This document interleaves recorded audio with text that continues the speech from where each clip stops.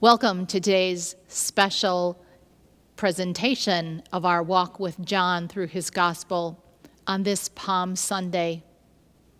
I really just wanted to be able to begin this Holy Week with you and to stay acquainted with John and his interpretation of the meaning of the events as they will unfold this week. So get comfortable and let's listen together to our text for this Palm Sunday that comes to us from the Gospel of John in chapter 12, verses 12 to 19. The next day, the great crowd that had come to the festival heard that Jesus was coming to Jerusalem. So they took branches of palm trees and went out to meet him, shouting, "Hosanna! Blessed is the one who comes in the name of the Lord, the King of Israel." Jesus found a young donkey and sat on it. As it is written, "Do not be afraid, daughter of Zion. Look, your king is coming, sitting on a donkey's colt." His disciples did not understand these things at first, but when Jesus was glorified, then they remembered that these things had been written of him and had been done to him. So the crowd that had been with him when he called Lazarus out of the tomb and raised him from the dead continued to testify. It was also because they heard that he had performed this sign that the crowd went to meet Jesus. The Pharisees then said to one another, "You see, you can do nothing. Look, even the world has gone after him." Palm Sunday. We hear a familiar refrain. You see, you can do nothing. The world has gone after him. I chose this photo for our reflection today because it speaks of the emotion in the words of the Pharisees. You can do nothing. It's a photo of the headwaters of the Jordan in the Upper Galilee region of Israel. I'm hoping you can sense the intensity with which that water is moving. It's not a very wide river, and it's really not very deep. But no one would be able to stand in it, much less cross it here, lest they be swept away.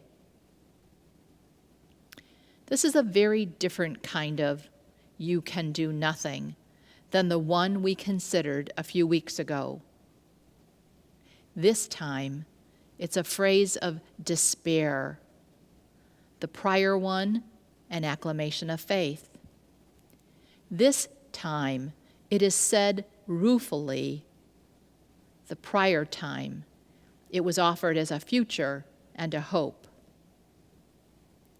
We remain hopeful, you and I, even as we remember the events of Holy Week, because we know the power, the good power, and the overwhelming compassion of the Christ, of whom it can still be said, "You can do nothing, for look, the world is going after him."